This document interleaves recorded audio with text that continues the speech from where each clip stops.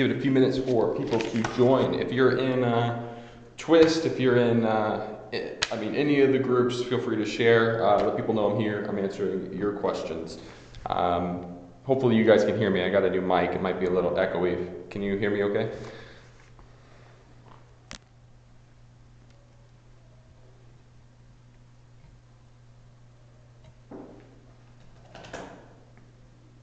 Awesome, awesome.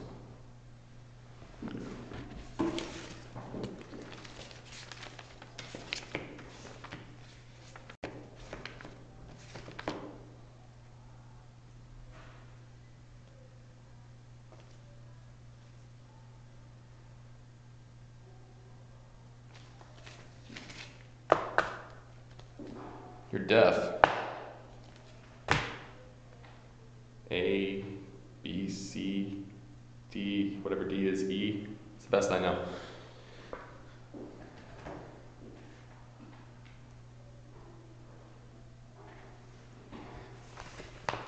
Guys, while people join, and hopefully more join, because we have 100 people in the Telegram app, and I'm hoping we at least get a larger percentage of those. But as we're going through, if you have any questions, feel free to start listing them.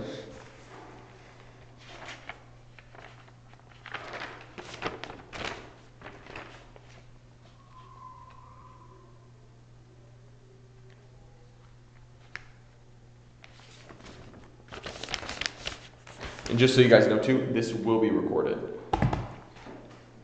And it will be on YouTube streaming, which is a first for this.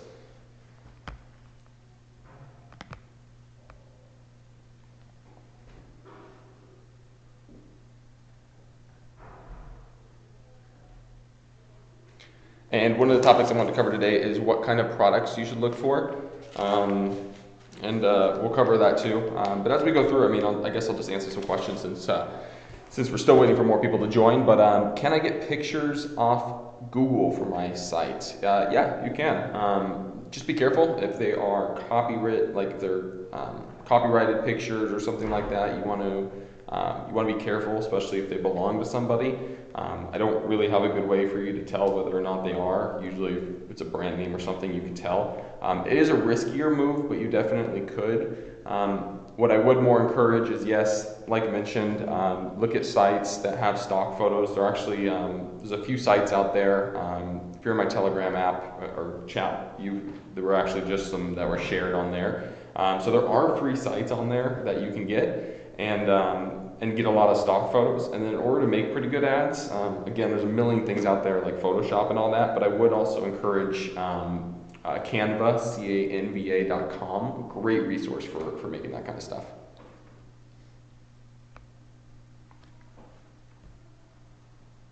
Hey, what's going on?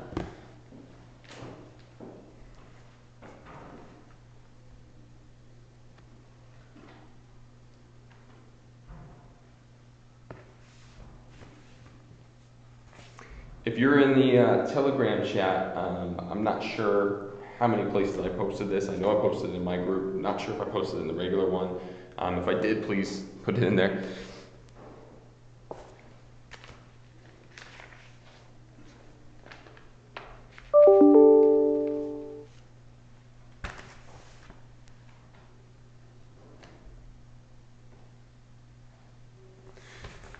Okay, so one of the things I wanted to cover, and I'll do it since it's recorded anyways, is really what to look for in products, right? So a lot of people are like, I don't know what products to choose, I don't know what niche to go in, and unfortunately, I kind of give you guys the same vague answer that I usually do when it comes to niches, is that really you can sell any niche, and it won't really make a difference, right? Obviously there's some things you can put on Facebook, some things you can't, some things you can put on Instagram, some things you can't.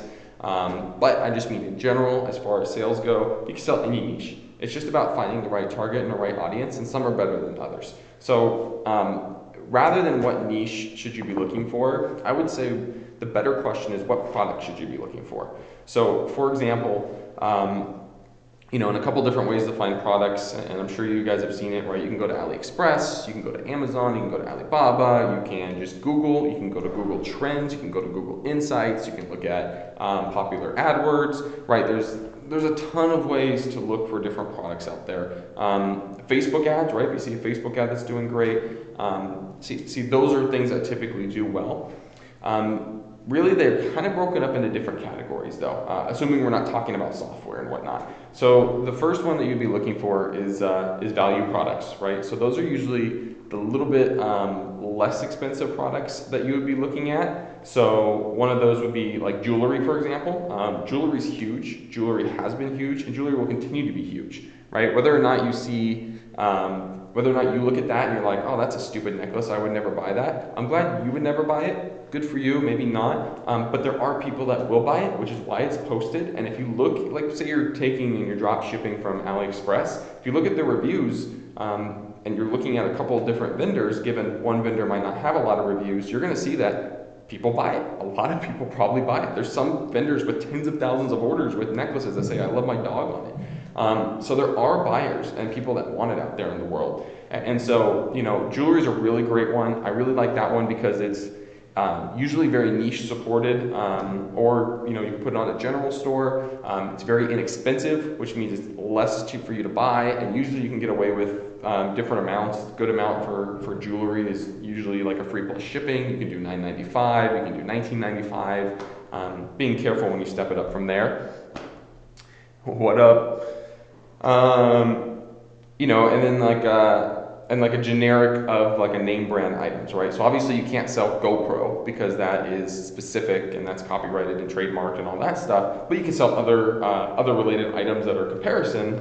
Like for example, like an underwater camera, you can't sell underwater like mask with a thing on it, right? You can't sell a GoPro one, and if you do, you can. You just gotta be careful. But looking for comparison products, ones that aren't really name brands, that are generic off of a lot of those drop shipping websites, and those are one thing. So those kind of fall under like value products, right? A little bit cheaper, you can always sell stuff with them, you can always get away with 3+ shipping. Obviously less of the quality, but easier to purchase. There's also expression products. So what I consider an expression product is like t-shirts, mugs, like employment, hobby. So I'm sure you guys have seen different things out there. Like for example, like if you work at Microsoft, people will target you with like Microsoft shirts, right? So, hey, if you worked at Microsoft, get this shirt, and then it'll be like a shirt from Microsoft. And these aren't just design shirts, right? Like your own brand and your own label on them, which is awesome, right? There's obviously brands that have done really well out there. All the big ones, there's other ones out there doing really well, like Humble Hustlers, things like that. But you can even make them more particular to the person. Like I love my Greyhound mugs. I'm a cat lady shirts, right? Things like that. That one you can find drop shipping, and two you can always do print on demand, like from like the Teesprings, the Print Auras, like those types of websites that you can make very specific to certain niches. And again, those can be t-shirts, mugs, and very specific to like hobbies and things like that. Also, expression products could be things like mouse pads. Right? There's people that I'm sure you've seen. I'm sure there's things that you've seen like Velcro patches that people could put on, like iron-on patches.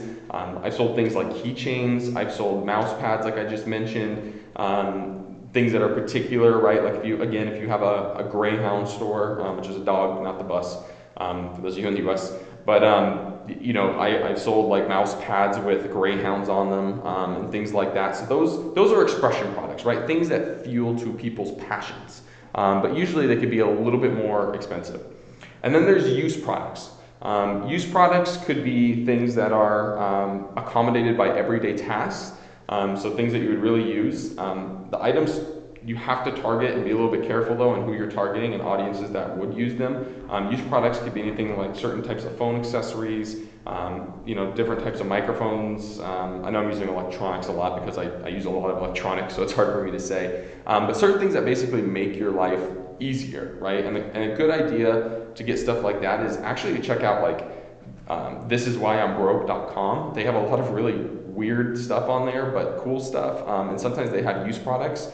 You could check out, as crazy as it might sound, as seen on TV, right? Look at as seen on TV stuff. Those are a lot of used products, and sometimes you can find similar products that are on drop shipping and things like that. Next is occasional products. I'm sorry, I'm looking down. I just took a lot of notes, so I didn't miss anything. Those are really based on seasons, events, holidays, things like that.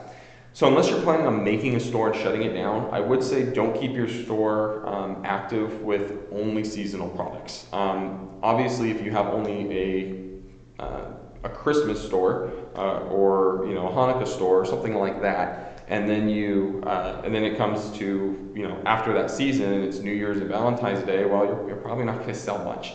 But if you are going to make like a store, feel free to make a seasonal store, one that hits every single season. That way you never miss it. Or you can just on your store carry seasonal items, whether that's like different types of costumes, things for events, things for holidays, things for birthdays. I'm sure like if you're on Facebook, and I mean maybe not, but like I know I see them all the time. Like I always see those shirts. I was born in May, so I'm a Taurus. So I always see the Tauruses are the best, and I always get an ad for like a really targeted ad for Tauruses or for people born in May. If you were born in May, you're awesome, right?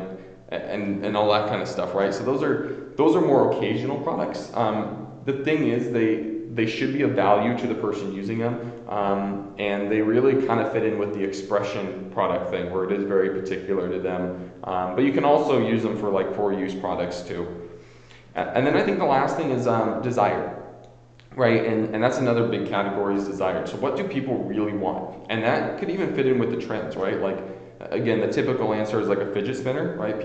Everybody wanted a damn fidget spinner. And I'm brave enough to admit I missed out on that trend, and I caught onto it when it was already too late. I already knew people were selling them. Yes, I could have sold them and made a couple bucks, but honestly, I missed it before it happened.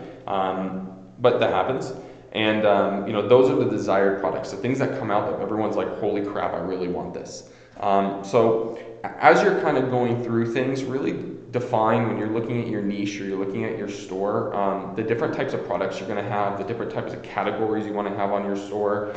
Again, we have value products, which are a little bit less expensive. We have the expression products like the t-shirts, the mugs, the mouse pads, or things like that, right, that are really customized to what you want. And you can either get things like that off drop shipping, or, what up Josh, the king is here.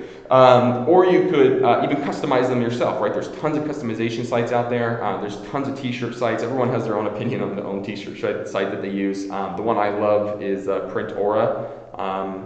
No affiliate link or anything like that. It's Print Aura. It's a little bit more expensive, but the quality has been fantastic. And the last thing you want to do is ship someone a shitty quality shirt, right? If anything, mark up the price a little bit. Take a little bit less margin if you have to, but send them really good quality, because that's something you can brand and really get repeat customers from. Obviously, like I mentioned, the use products that accommodate everyday tasks. The occasional products, which are based on seasons, holidays, birthdays, events, things like that. And then again, the desired products, the things that people want, including in there those really hot trend items that you can find. So those are some of the big items that I would look for as you're going through. And again, some of the main places you can find those is just going through Facebook, looking at Google Insights, looking at Google Trends, looking at your own Facebook ads that are popping up to you and seeing how people are responding to them. And I know there's different sites out there that let you categorize ads and things like that. So always just paying attention and always be looking, right? The ABL lifestyle is what's really important when you're doing drop shipping, because even if they don't necessarily have it like on AliExpress or something, if you're following that ABL lifestyle and you're just looking at everything, right? Your eyes are open to a whole new world. You're going to see things out there where you're like, oh my God, I can't believe I paid so much money for that before. When you go shopping, like I just went to Best Buy and I was looking at some of that crap and I'm like, I can get just as good of a quality thing for like 100 times less if I just wait 3 weeks from AliExpress. Right? So it changes your mindset, and it also changes the way you look at things. Like there's things I see inside stores now where I'm like, that's a really good idea. I look on AliExpress, and even if it's not the same thing, it's something similar, I sell it and it does well, right? As long as I'm marketing it right, of course. So always be looking and really try to adapt that mindset as you guys kind of transition into this drop shipping and this e-commerce, reselling, whatever it is, e-commerce lifestyle that you guys are going into. So guys, like I said, if you have any questions, please start posting them on there. I definitely want to answer any questions you guys have. Like I mentioned, I don't really have anything to promote unless you're asking me a specific question. Don't have anything to sell you, so a lot of this is asking questions, and I do want to answer those questions trying to be as specific as possible. Not as specific to maybe your situation, but to drop shipping, because I don't want this to be a generic, BS call. I want to make sure if you have questions that we're getting as specific answers as possible, so that way coming out of this, you can implement what you're learning.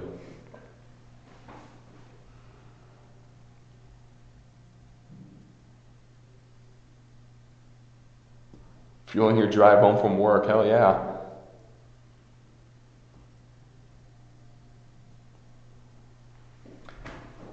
I'm actually glad you mentioned abandoned carts. So, abandoned carts suck, guys, and you're gonna experience them, sometimes worse than others. Keep in mind there's a lot of things that do fuel abandoned carts occurring. So one of the things could be no trust in your store, right? Usually if you get an abandoned cart, no one has really a problem with your product. Maybe they have some doubts, but for the most part you got past the targeting issue, and you've probably gotten past the I don't have a good product issue. So now you're worried about the they're not purchasing issue.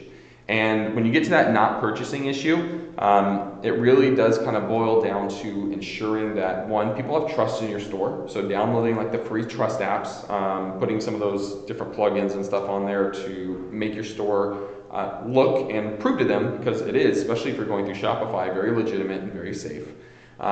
Two, being careful with your shipping, right? If you're doing a free plus shipping and you're having a lot of abandoned carts, your shipping's probably a little too high. Try lowering it. Again, you're not there to make margins. In fact, I've run so many free plus shipping ads where I've lost money, all because I wanted that target audience and I wanted that email list. So don't be afraid to even lose money on those. Free plus shipping isn't there to make you rich.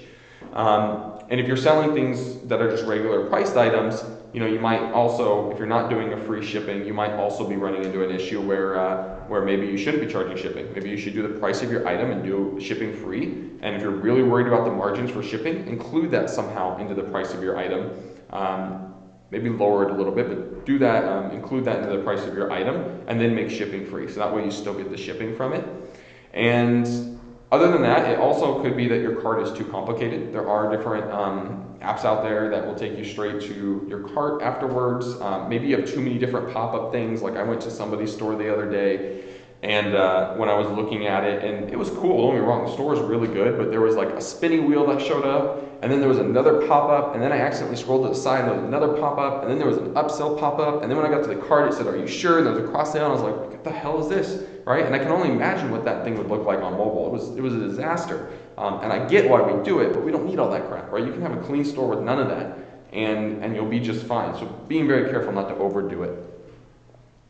I have a store with the visits but no sales. What's something I can improve on? So that's actually a really good question. So the problem is with visits is you likely have the right audience down if you're getting a lot of visits to your store or to your product, which is fantastic. Marketing could always be improved, whether you're me, whether you're Ty Lopez, whether you're Josh, it doesn't matter who you are, your marketing could always be improved, but you're probably killing it. The thing to look for when you're getting store visits but not add to carts, the chances are it's very likely that, one, your message isn't consistent. So for example, if you have an ad that says, do you love your dog? Well, this is the perfect dog leash for you, blah, blah, blah, blah, blah, dog picture. Right? Now when they click and they go to your page, the first thing they should see is something regarding loving their dog in the text, something regarding the message you shared in your ad. The first picture that should be there is the one that was in your ad.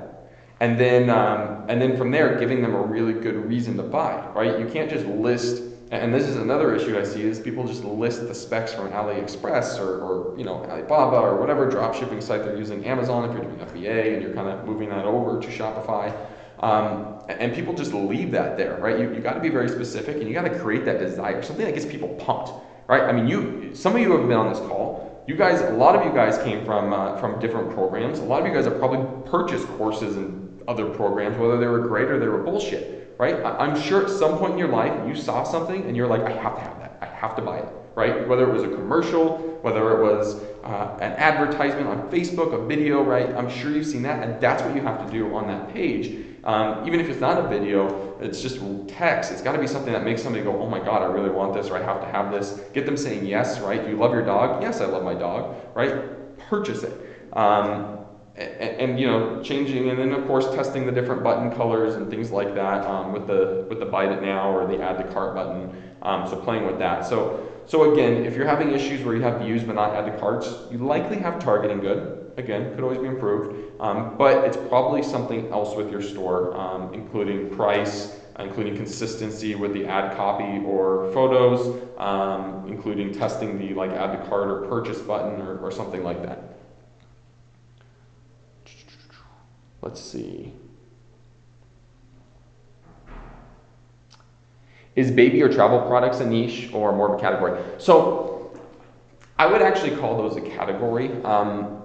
Baby kind of falls into both of them. So just so you guys know, Baby was actually a store where I broke it, and I know now everyone's going to start a baby store, but Baby is actually a store where I broke it down, where I started originally from a general store. I tested the baby items, and then I made a niche store. The reason I don't care to share this is because besides selling them on my general store still, I sold my baby store already, and it did really, really well. So that one's kind of hard because it's an in-between. You can always probably niche down and target a little bit better, like baby boys only, baby girls, but Baby does pretty well. The thing is with Baby though is, you know, people are afraid of where stuff comes from, especially if you're advertising in the US, and just because I know the US, I'm not saying other countries don't, but you know, like people aren't gonna buy stuff that they know it's dropshipped from China because they're gonna be worried about lead and other, you know, stuff like that. So being very careful in how you represent your products, and also trying to come up with stuff that's like super unique. Again, it's a little bit harder because it is kind of that mix, and you do have to be very careful with your audience because people love their babies, so they're gonna go crazy. I mean, that's why Babies R Us exists. Look at how many. I don't know how many of you guys on here have kids. I know I don't, but at least I think I don't. But going through it, like people with their babies, I mean, they go crazy. They buy a bunch of stuff. They never end up using it. Right, so it's a great category to be in, but again, you got to be careful when you're drop shipping stuff like that. Is a single product approach more effective than a multi-product approach in drop shipping? I think so. I think you can, and that's just my opinion, right? I'm sure there's other people out there that obviously killed it with multi-products. So I have multiple products on my store that I drop ship and that I have ads running for all at the same time, influencer shout outs going all at the same time. So there's that. But, you know, and then I kind of use the upsell apps. Oops. I kind of use upsell apps to try to get me, try to get everything up another level. So that way I don't have to worry about selling like 8 different varieties of watches. I can sell one and then have like an upsell app that has a bunch of stuff on there. So that way I can try to sell other items from my store. And then of course, sometimes people go in and they browse other similar items, or there's recommended items on the bottom of my footer. And so that gets people looking at other items as well. Do you think it's a good idea to give customers an e-packet number because tracking is inaccurate? I got a customer who received the product, but the tracking still says processing. Yeah, usually you do want to give your customer something that's tracking, and because you should be sending e-packet, please send e-packet unless you have no other choice. Or above, like FedEx, DHL or something, but those are always horribly expensive. But yeah, you should be giving them the e-packet number. Another option too is going to your site, adding an application. Usually they cost money. I don't know of any free ones that work well. There's tons with free trials, but something that does that. So that way a customer can actually go straight to your site. They can input their order number and their email address, and then it'll show where their package is or how it's going, as opposed to them going to like a China site or Chinese site or something like that and then trying to track it from there, or realizing that it came from China. Sometimes it's going to be inaccurate. I can tell you from drop shipping for a long time now, or at least a couple of years now, it's usually pretty accurate, so not something you have to worry about. I do sometimes review stores. Question is, do I review stores? Very rarely. I got to be honest, I have way more than just e-commerce stuff going on. Quite a few different other businesses, angel investing, stuff like that. So it's really, really hard for me to find time to review stores and to do so with a passion. Every once in a while I do though. I'm starting a store with exactly one product. Well, that depends. So if you're starting a store and it's for that one product as a brand, yeah, go for it. Now, if you're starting a store and you want to have a bunch of products, I probably wouldn't, because I just think about yourself, right? If you went to a website that was already kind of sketchy, you didn't really know them, you didn't know the brand, you're going to buy something, and there's only one thing on their store, but the website was clearly built for numerous things, you probably wouldn't buy either, right? So if you are going to do that, I would encourage you to put a couple items, even if you don't advertise them and they're just there, put a couple different items already on there, just even if it's just to look pretty. Again, try to make them useful, but even if it's for that purpose. Now, there have been times where, like there's one thing that I sold that was like a pen with a bunch of stuff, and actually it kind of went crazy. A bunch of people sold it, but basically it was like a pen with like a leverage thing in there and stuff like that, and I sold it to contractors. It was a couple level, that's what it was, like a little level, and it also had a laser light on the end, and I sold it to contractors. And I had, basically it was just a landing page that took you to cart. Another thing that had like testimonials and of course my terms of service or terms and conditions, but that was really it. It was a landing page. I branded that one item, and that was the only item I sold on there. So if you're doing something like that, yeah, absolutely go for it. Just know you're branding that item. You're not putting a bunch of stuff. Lucas, I got like 50 messages I got to respond to for you. I'm sorry. How can I tell if an influencer on Instagram has real followers and real comments? And how much should I pay an influencer to promote my product? So I say it a lot, and I really will stick by it. People will get great results off influencers, sometimes doing 3% engagement, sometimes 1% engagement, and I'm glad that works. And there's a million different ways to do it, different things to look for. One consistent way, which does make research a lot harder, is finding someone with at least 5% engagement, preferably all the way up to 10 or more percent is the better. You're going to get better results. I can tell you, I did an influencer. If you're in one of my chats, I did an influencer shout out probably about. It was a couple of days ago, and that item earned about $8,000 from, I forget how long the ad was running, but it was about $8,000. I didn't pay that much for the influencer at all, and yeah, but their engagement rate was like 40%, so it was huge, right? And that's the thing that kind of presents those results. There are different websites that do that. One of the things I encourage doing is just looking at a couple posts, trying to figure out what that average engagement is if you don't want to use a website. And then seeing how many likes they have, dividing the amount of likes by the amount of followers. That should give you some sort of decimal, and then multiplying that by 100, and that's your percentage. Again, looking for 5 to 10+%. Also, just take a look at the comments, right? If you see a lot of this is hot, great photo, like those types of things, like obviously they're probably bots.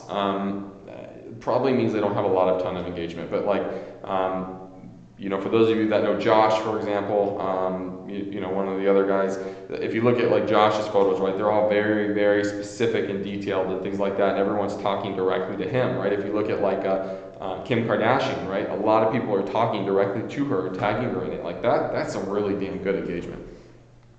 As far as cost, it really ranges. It depends on how much you're doing. I mean, it's all over the place. I would say if you're doing somebody with like 500,000 to a million different viewers or people that follow them, I'm sorry, probably look, I don't know, I mean, I paid anywhere to like $70 to like $300 to $400 for some of those. If it's less than that, then you can probably shave them down a little bit. Again, it's hard for me to say that and how much you're going to pay, because I've paid all over the place. I paid a lot of money for short term, a lot of money for long term, and it's gone kind of all over the place. So it's hard to say. Just feel right about what you're paying. Everybody kind of has their own method, and also don't be afraid to ask that influencer for engagement results, like the snapshot. Not necessarily the product, not necessarily the sales, but show me proof of how well you did, and make them send you some screenshots. How do you change the currency on your store if advertising to another country? So I always encourage you to keep your same currency on there, but there are apps. I think one's just called Currency, actually. And so there's like a currency app. I encourage you to look at that. I think it's actually free. I'm 99% sure it's free. It's on my store because I get a lot of people from India that want to purchase. And so if you put that on there, and then you can translate that currency down to like Indian rupees or something like that, then you'll be okay, or whatever it is that they're purchasing. So I think it's called Currency app, if I'm not mistaken. 99% sure it's free, and you can just install that in the store, and they can change it depending on where they are. How do I market my store? All over the place. I've kind of grown. So if you're brand new, you can do it different ways. I always say if you're brand new, start with influencer marketing. A little bit less cost to it. You can test, mess up. Usually it's easier to get some sales. From there, you can start building your Facebook pixel. You can earn a couple of sales, which kind of gives you a little bit of boost in confidence, and then you can kind of scale from there. Maybe move, once you do influencer marketing, like shout outs and things like that, move over to Facebook ads. Start learning Facebook ads, testing. You're probably going to lose money when you first start doing Facebook ads. No big deal. If you don't, then hoorah, you're like one of the 1,000. Start testing Facebook ads, researching as much as you can on Facebook ads, and then playing with other sources from there. Like I use Google AdWords and things like that. And so it's always, don't be afraid, again, to always be testing something new. If you see a new platform come out in some sort of way, test on it. Why not? Is AliExpress and Alibaba the only website for drop shipping? No, there's actually a ton of them, but I would encourage you to, you can also do it from like wish.com, which is also an app, and they do a lot of drop shipping actually on there. Sometimes it's even less expensive. There are a bunch of sites, and people use different sites. AliExpress has kind of been the go-to site for me, and so it is the one that I encourage because it's been the most reliable in terms of customer service, disputes, ease of use, different types of variety of products, easiest to integrate with different softwares, whether you're using Oberlo or something else. So I always encourage those too.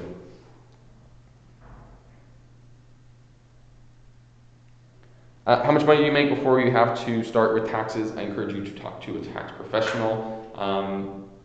Yes, I kind of have an answer on that depending on where you live, but again, it could depend on where you live. Also, if I give you the wrong answer, I am liable and I'm not going to do that. So yeah, I would just encourage you to Google it.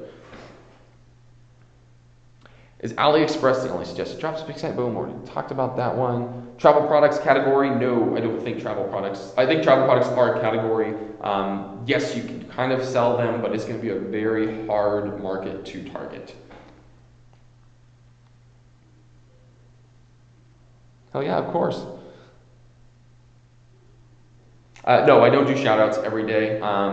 Mostly again because I'm busy with a lot of other stuff I do, but I do them often. As often as I can at least. Also, Facebook shoutouts, Facebook posts, things like that. So as often as you can, right? And again, ecom makes me a very good amount of money, but it is not, my only source of income. So I don't give it, I don't think, as much time as I should. But if I did, I'm sure it would definitely be able to scale. And you can get away with doing shoutouts every day. If you do, though, I would encourage you to test different photos. I would encourage you to test different like line and ad copy of whatever is going to be said, or whatever, maybe if you're doing an ad shout out type of thing, whatever that says, trying different influencers, different products, different times of the days. Again, always be testing, always be looking, ABL, always be testing, ABT.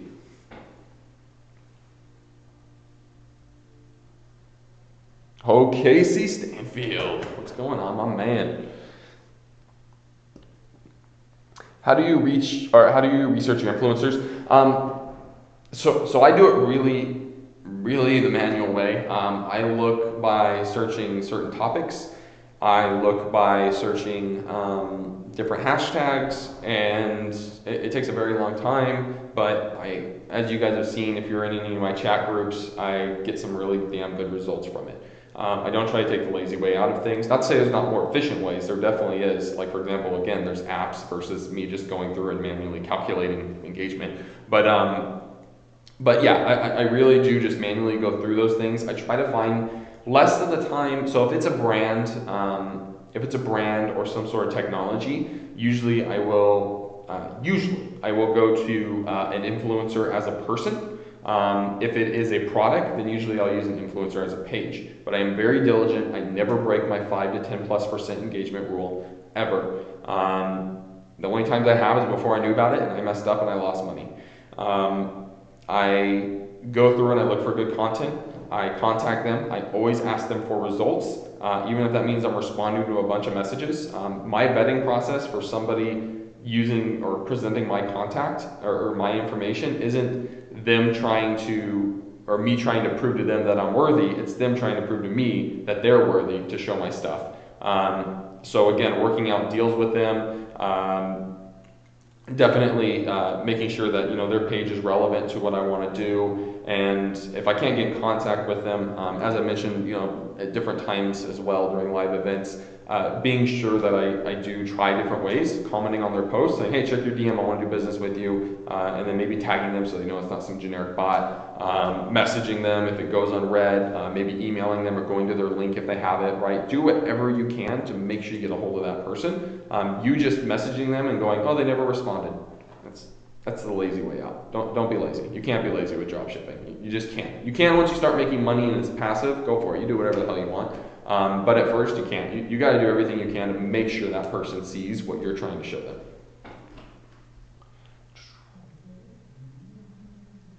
Yeah, influencers a lot have low engagement. So it's, like I said, it's a lot of work, and it's really hard to find them. And if they have low engagement, you just got to keep going. One thing I do suggest though is don't forget that you, sorry about that. One thing I do suggest is don't forget that you can look at smaller pages too. If everyone thinks you have to go for a 1 million influencer page, just today I think I made about 2.1 thousand off a product with a 90,000 follower page, given that they had, I think, somewhere between the 5 to 10% range. I just checked for somebody else of engagement, but again, they were at 90, or no, I'm sorry, they were 80,000 followers, or 70. One of those two. They were below 90, I know. But either way, there weren't some just giant, huge page. It was a smaller page, but the engagement was decent, and they passed all my tests of what I wanted them to do, and so it was great.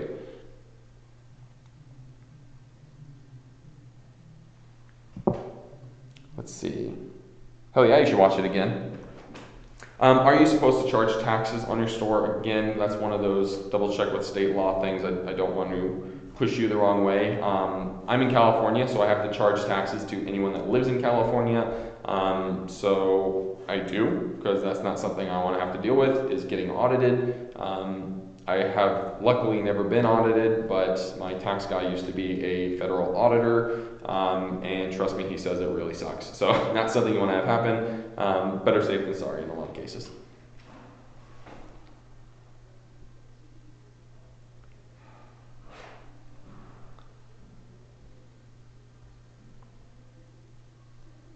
Let's see, what else?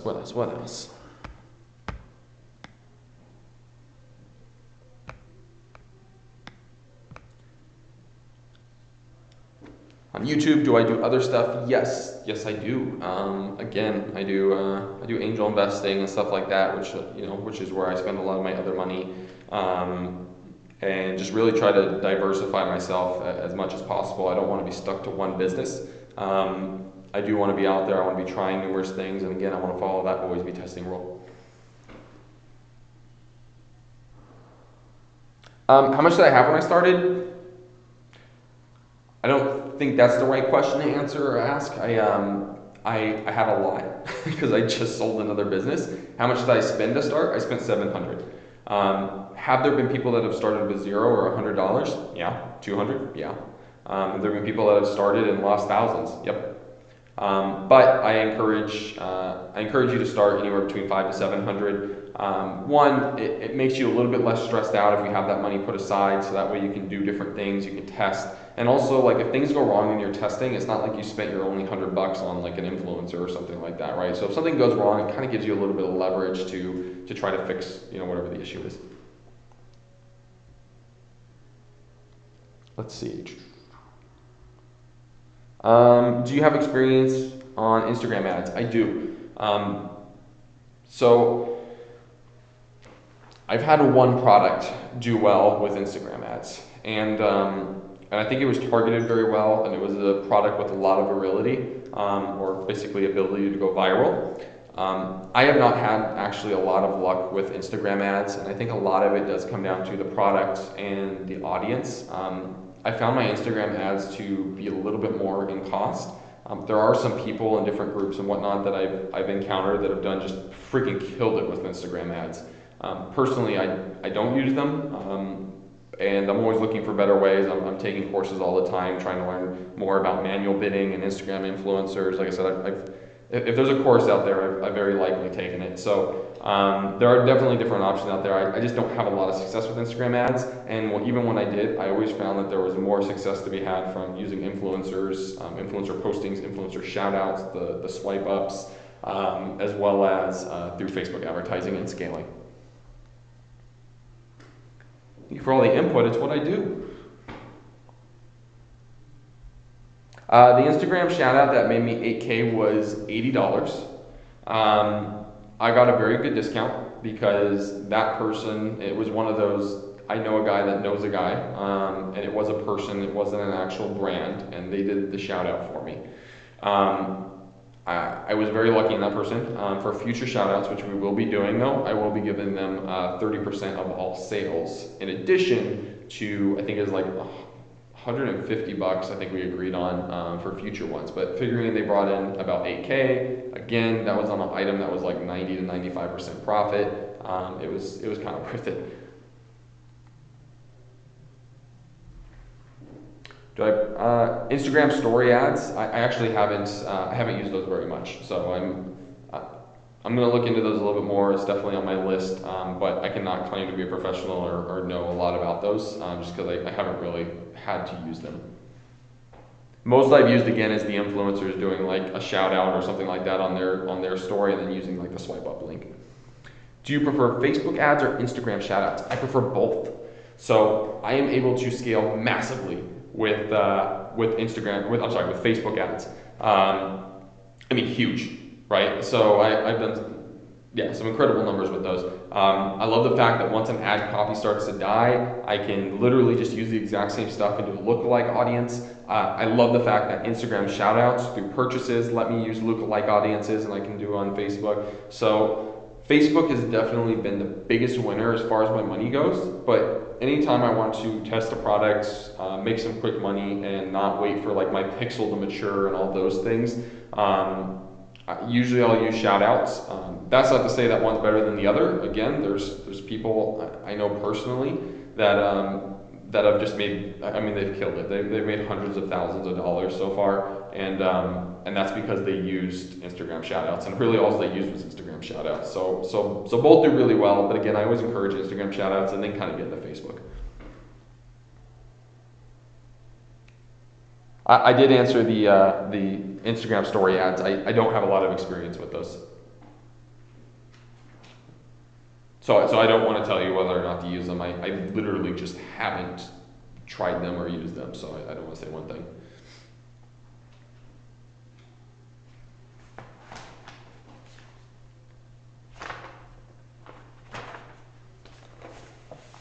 Yeah, so Facebook Pixel, and I'm glad this is recorded this time.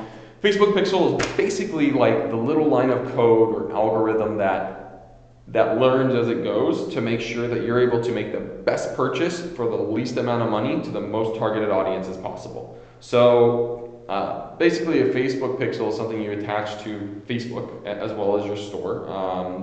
And you do that and you get that through the Facebook Ads Manager, or Facebook Business Manager, I'm sorry.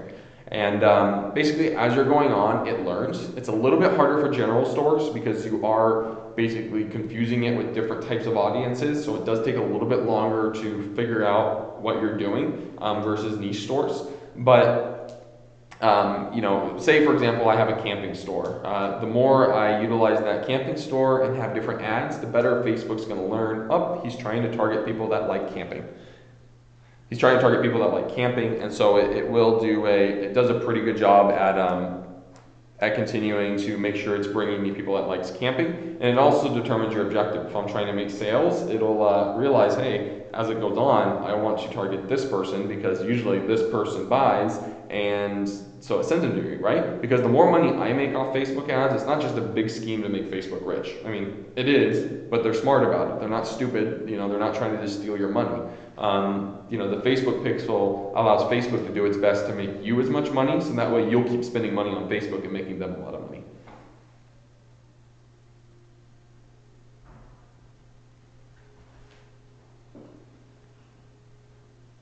What I put in an ad for Instagram. Usually text. I don't put a lot of text. People don't like reading a lot of stuff, not even as much as they do on Facebook. And then a really clean, crisp photo or video, and one that highlights the product. I've seen some videos and photos out there that are great. They look great. It's like a guy walking down the street with a briefcase in one hand and a watch in the other, and I'm like, it's great.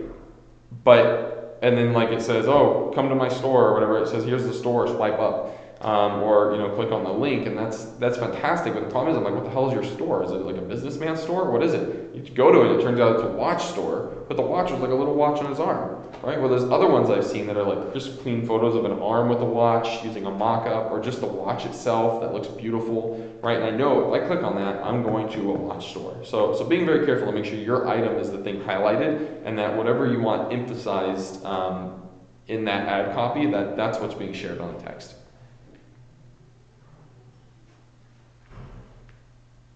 What would I say to the account shouting me out to say? It really depends on the product, but for example, if it was so if it was a product, I would say something like, oh, have them say either that you've used it, maybe sometimes they'll request a free item so that way they can try it out to make sure they're not promoting crap, because that's not what any influencer wants to do. Again, assuming this is like them personally talking. Usually it's them talking to the camera saying, hey, if you follow me, I like this, make sure you do this. So something very like that appeals to them to make sure they're identifying with their followers, and then that they're taking action of some sort on your page. And usually when they're doing like a physical talking and not just like a post, they're pretty good at knowing exactly what they're going to say already. But if you want, again, don't feel bad about asking them specifically what they want to say. Would I rather a niche store or a variety of products? It depends. I do general stores. I break them off in the niche stores, and then I sell the niche stores to other people. So it really depends. They're both really good at what they do. Niche stores give me the ability to be very specific in what I'm selling, and brand, and general stores are a little bit harder for me to brand, but they give me the option to sell a bunch of stuff. My typical example is with a niche store. If you have a dog store, Siberian Husky store, you can't sell a fidget spinner. Well, it turns out you can sell a fidget spinner because somebody sent me a Siberian Husky fidget spinner photo last time I did one of these calls afterwards. So turns out you can probably find something to put in that niche store, even if it's a trend, but still, they both have their perks. If you're just starting, I don't know. Actually, I can't even give you advice. Just pick one and roll with it. They're both going to do just fine if you market it right.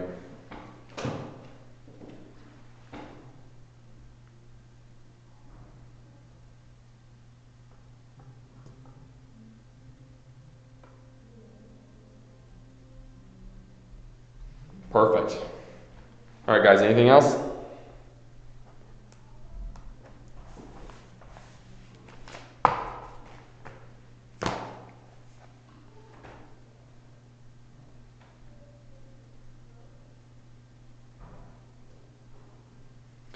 All right.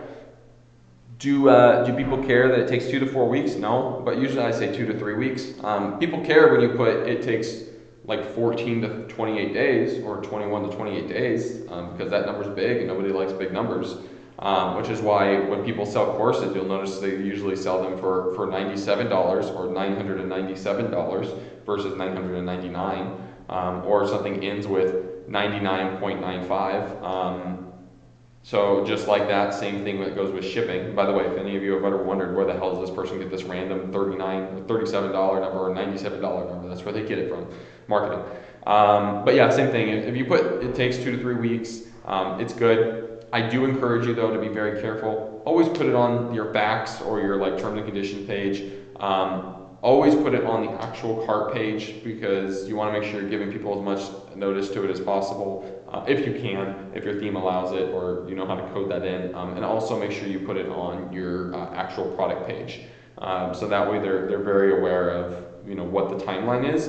Again, you don't want to have bad customer service, but it's less likely that they'll be upset or that they will ask the question if it is in those 3 different places for them to reference it.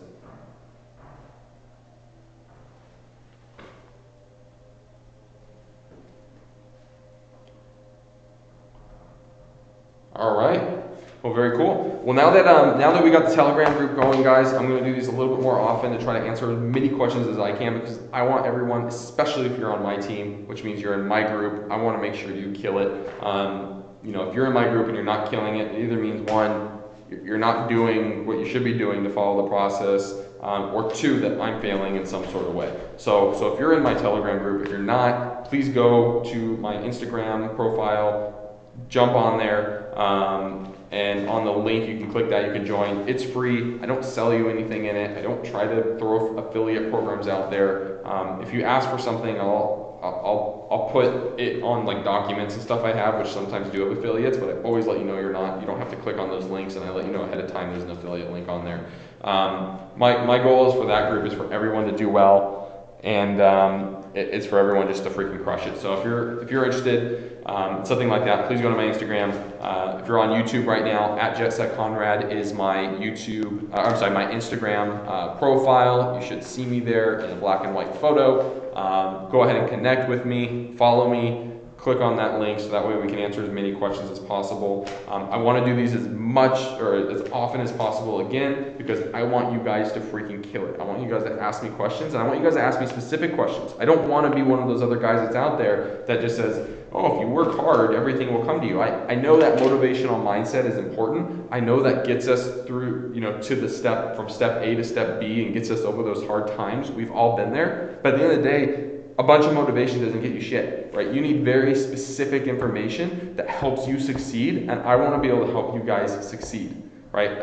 I want to make sure that if you have a question, it's not just, oh, what do I do? What store do I choose? Well, you choose any store you want, but the important thing is the mindset. Like, yeah, that's true, but fuck that. Let me tell you what the upsides are, what the downsides are. Let's make sure that every single time you kill it, again, because if you make money, that means you trust in me. That means if I need your help with something, you'll help me. That means if you have something to teach me, because the better you're doing, the more your money you're going to have to spend on courses and learning things, which means you're going to be able to teach me something, which is great because I freaking love learning stuff. I do really well at ecom. That doesn't mean I know everything. I want to know as much as possible, and I want you guys to be able to teach me and for us to be able to teach each other. So for those of you that are in the group that are here, look at that. I'm in your Telegram. Anyone that isn't, boom, you should be. Yes, right? Please jump into that, so that way we can just keep helping each other through videos, through photos. Again, I'm also going to start doing some YouTube videos, not necessarily YouTube Live, just putting them up there so that way I can share my screen. I know me talking about these things is great, but some of us are visual learners. I'm a visual learner. You probably want to see it, and it's probably easier explained if you see it. So I'm going to put that on there as well. That way I can walk you through some things, show them to you, and then that way you can succeed by just literally following exactly what I'm doing on the screen. Perfect. So guys, if you have questions or anything, please hit me up. If you're watching this recording anywhere and you think, hey, I love these calls, I wish I could be on, can you do them at this time? Keep in mind I'm in California. Keep in mind a 3 a.m. call for me is definitely not something I look forward to. But if that's what time a majority of people are online, I'll do it. I don't care. Again, my main mission is to make you guys succeed. So please go out there. Again, keep in mind the different types of products we talked about at the beginning of the call. If you hopped on a little late, feel free to go back once the live event is posted, or it's posted on YouTube, and that way you can get that information, because there are different products that all sell really well. I just can't emphasize it enough, guys. I want you guys to kill it. That mindset's important, but very specific information is important as well. And I have a variety of topics of really specific information that nobody's freaking, not to say it's not out there, but nobody seems to be sharing from that I can see, and that I want to make sure you guys kill it with. So thanks guys for attending. I hope you kill it out there, and I look forward to seeing a lot of your messages and seeing you again very soon. Thanks.